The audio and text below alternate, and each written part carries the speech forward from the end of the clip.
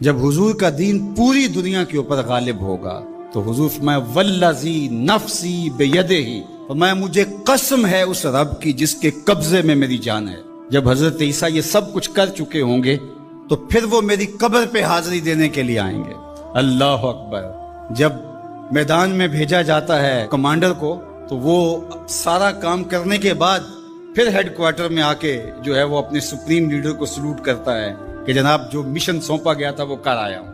حضرت عیسیٰ سب کچھ کرنے کے بعد ثم لئن قام علی قبری، فرمایا پھر وہ آ کے میری قبر پہ کھڑے ہوں گے اور پھر کیا کہیں گے؟